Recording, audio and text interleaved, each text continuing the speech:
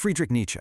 You've probably heard the name. He wasn't just some dusty old philosopher. He was more like a 19th century cultural earthquake. His entire life's work was what he called a reevaluation of all values, and he basically took a sledgehammer to everything people thought they knew about morality, religion, and the meaning of life itself. And boom, there it is, the phrase that really captures the force of that earthquake. Now, you gotta understand, this wasn't some triumphant shout for him. It was actually a pretty terrifying observation. Nietzsche saw that faith was declining, and with it, the very foundation of Western meaning was just crumbling away. And that left this huge void. Suddenly, the burden of creating any meaning at all fell squarely on our shoulders, on the individual. We were kind of set adrift, suddenly responsible for figuring it all out on our own.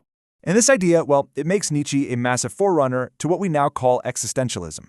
At its core, this is a school of thought that basically says, hey, you're free. You're a responsible agent, and it's up to you and only you to forge your own path and decide who you are through your choices and your will. But here's the thing. Nietzsche didn't just point out the problem and leave us hanging. Nope. He offered a solution. He laid out this radical blueprint for how to actually live a meaningful life in a world without any prepackaged answers. It's a guide to what he called self-overcoming, this constant ongoing process of pushing past who you are right now to become something more. So where do you even start on a journey like that? Well, the very first step, the absolute foundation, is to turn inward. You have to understand the powerful and often competing forces that are at play inside every single one of us. Nietzsche saw this inner duality, this battle going on inside us. On one side, you've got the Apollonian. He named this after Apollo, the Greek god of the sun and knowledge. This is your rational, organized, logical self. But on the other side, you've got the Dionysian, named for Dionysus, the god of wine and madness. This is your instinctual, emotional, chaotic, creative side. It's kind of like a philosophical yin and yang. And this quote just nails it, doesn't it? Real greatness, real creativity, it doesn't come from crushing that chaotic Dionysian side of you so that logic can rule. No way. It's about embracing that inner chaos, balancing it with your rational side, and getting them to work together. It's from that powerful fusion that something truly brilliant, a dancing star, can be born.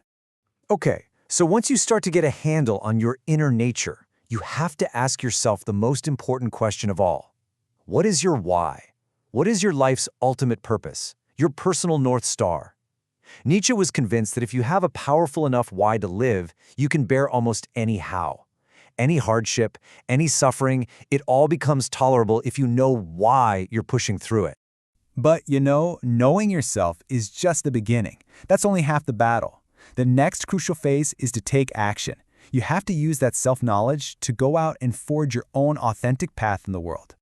Nietzsche would look at our modern lives and say so much of it is just reactive. We distract ourselves, right, with endless entertainment, jobs that don't mean anything to us, just empty chatter, all to avoid facing what we really want.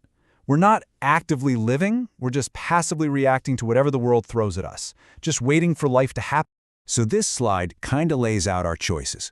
We can take the safe path and just blindly follow what other people tell us to do, or we can walk a totally lonely path, learning only from our own mistakes. But then there's the third way, the Nietzschean path. You study the masters, you analyze the experts, you learn from them, but you don't just copy them. You take their wisdom and you forge it into your own unique philosophy for your own life. This is basically a call to action. Stop playing it so safe. Break out of your comfort zone. Test your limits. He literally said to build your cities on the slopes of Vesuvius. The point is, if you want a full, fruitful, and joyous life, you have to embrace a little danger and express who you are without fear. Now, of course, a life lived dangerously is going to be filled with challenges. An authentic life is almost guaranteed to be difficult. So, Nietzsche gives us the mindset to not just put up with hardship, but to actually welcome it as an essential tool for growth. This might be his most famous idea ever, and it's the absolute core of this mindset. See, for him, suffering isn't just some obstacle you try to avoid. It is a transformative opportunity. Every setback, every failure, every painful moment is a chance to learn, to evolve, and to rise up from your own ashes like a phoenix, stronger than you were before. And part of mastering hardship is mastering how you react when people wrong you. The weak person, Nietzsche says, gets consumed by resentment. They cling to those painful memories, and they let that poison just eat them up from the inside. But the noble person, the strong one, they have what he calls an excess of life. They deal with the problem, sure, but then they shake it off. They recuperate, they forget, and they move on. They don't let it own them. Now, to master your life, you absolutely have to master your time.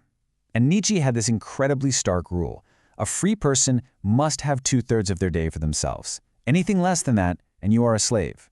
Doesn't matter what your job title is or how much money you make. It really forces you to ask, are you working to live, or are you just living to work? For Nietzsche, that distinction is absolutely everything.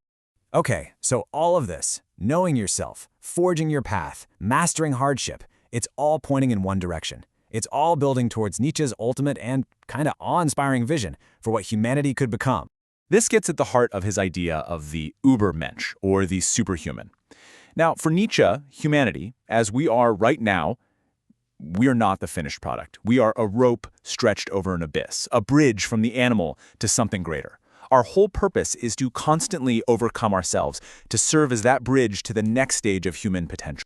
So with this massive goal in mind, the whole idea of a fulfilling life gets redefined. It's not about finding happiness as some prize at the end of the road. No, it's found in the process itself. First, you say yes to life, to its experiences. Then you learn to say no, to reject what doesn't serve your ultimate purpose. From that, you form your core principles, your straight line. And finally, you use those principles to act on your goals. Fulfillment is found in the striving, not in the arrival. All right, so after all these lessons, after all this talk of striving and self-overcoming, Nietzsche leaves us with one final profound thought experiment.